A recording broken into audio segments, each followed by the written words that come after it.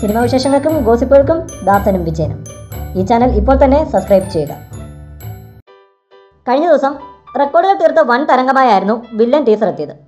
ആദ്യ ദിനം, അതായത് 24 മണിക്കൂറുകൾ കൊണ്ട് 31 ലക്ഷം വ്യൂസ് ആയിരുന്നു വില്ലൻ ടീസർ നേടിയത്. ഇതൊരു മലയാളം ചിത്രത്തെ സംബന്ധിച്ചിടത്തോളം ഒരു റെക്കോർഡ് തന്നെയായിരുന്നു. ഒരു മലയാളം ചിത്രം അല്ലെങ്കിൽ കൂടി തൻ്റെ തമിഴ് ചിത്രം റിച്ചിയുടെ ടീസറിലൂടെ വില്ലനെ പിന്നിലാക്കിയിരിക്കുകയാണ് നിവിൻ പോളി. വില്ലൻ 24 മണിക്കൂറുകൾ കൊണ്ട് 31 ലക്ഷം പേർ കണ്ടപ്പോൾ റിച്ചി വെറും 16 മണിക്കൂറുകൾ കൊണ്ട് ഈ നേട്ടം കൈവരിച്ചിരിക്കുന്നു. റിച്ചിയുടെ ടീസർ മോഹൻലാലും ക്രോസ് പോസ്റ്റ് ചെയ്തിരുന്നു. അതുപോലെ വില്ലൻ്റെ ടീസർ നിവിനും ഷെയർ ചെയ്തിരുന്നു. ബ്ലാക്ക് ഷർട്ടും കൂളിംഗ് ഗ്ലാസും കട്ടത്താടിയുമായി മാസ് ലുക്കിലാണ് റിച്ചിയുടെ ടീസറിൽ നിവിൻ ആരാധകരെ കോരിത്തെറിപ്പിച്ചിരിക്കുന്നത്. ഒരുപക്ഷെ നിവിൻ്റെ തമിഴിലെ ഇമേജ് തന്നെ തിരുത്തി കുറിക്കുന്ന ചിത്രമാകും റിച്ചി. എന്നാൽ ടീസർ നൽകുന്ന സൂചന പോലെ ഒരു മാസ് ചിത്രം മാത്രമായിരിക്കില്ല റിച്ചി. ലക്ഷണമൊത്ത ഒരു ത്രില്ലർ കൂടിയാകും ചിത്രം. കന്നഡയിൽ വിജയം നേടിയ യു ടേൺ എന്ന ചിത്രത്തിൻ്റെ തമിഴ് റീമേക്കാണ് റിച്ചി. പ്രകാശ് രാജ്, ശ്രദ്ധ ശ്രീനാഥ് തുടങ്ങിയവരാണ് മറ്റ് താരങ്ങൾ. ഗൗതം രാമചന്ദ്രനാണ് ചിത്രം സംവിധാനം ചെയ്തിരിക്കുന്നത്.